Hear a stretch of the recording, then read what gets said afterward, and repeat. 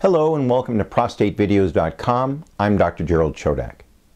One of the more controversial questions in men's health has to do with whether or not they should get screened for prostate cancer.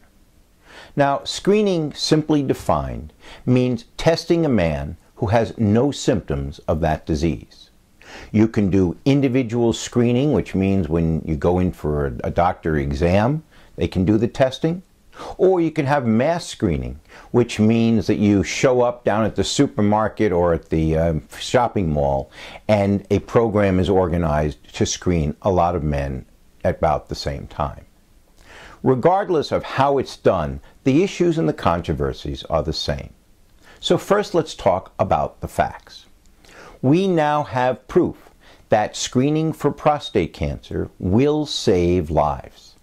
Several studies have been done, and the most interesting one, or the most positive one, came out of Europe. In that study, men were assigned to get tested or not, and they mainly used the PSA value. PSA being greater than 3 nanograms per ml, which is the way it's described. That study found the following. They had to screen about 1,000 men over 10 years and treat about 24 of them in order to prevent one cancer death, one man from dying of prostate cancer. So that means that many of the men who get tested and many of the men who get treated actually don't benefit from the process. The American Cancer Society has recently reissued a set of recommendations and guidelines for what men should do.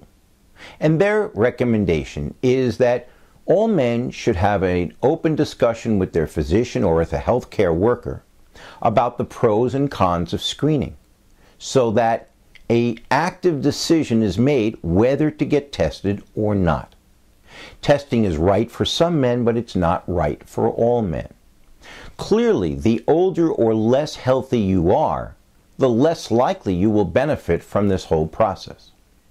Another problem is that many of the cancers that we find are not life-threatening, but we can't say that for sure, and so many men may end up getting a treatment that they could have avoided if they had not gotten screened. And of course, the problem with some of those treatments is they can affect a man's quality of life for the rest of their life. The two major side effects are impotence and incontinence. There are a number of other complications that are also possible. So each man needs to weigh the risks and benefits. If you're going to get screened, how do you do it? Well, we generally use a rectal exam, which the doctor puts a finger into the rectum after placing a glove on the finger and lubricating the finger. And what's done is to look for lumps or bumps or something irregular. The other thing we have is this PSA blood test. We used to believe that any value above 4 was possibly due to cancer. We now realize that we can never tell a man that he's completely free of cancer based on his PSA. Even when the PSA is only 1, about 8% of men will have a positive biopsy. The higher the PSA, the greater the chance that prostate cancer is present. Many doctors are now using a cutoff of somewhere around 2.5 or 3 to recommend a biopsy in a man that has his first PSA test. Another thing that we're doing is following the PSA over time, and if it changes significantly, that would be another reason to consider doing a prostate biopsy. The test, neither the PSA nor the rectal exam, can tell if you have prostate cancer. That requires a biopsy. And so the ongoing challenge is for every man to weigh the pros and cons and make an active decision. We do know that some men are at higher risk for the disease. That includes African Americans or men that have a family history of prostate cancer, either a father or a brother. In both those cases, the risk is higher. The benefit of screening in the high-risk patients is still not clearly any higher or lower compared to the general population of men tested.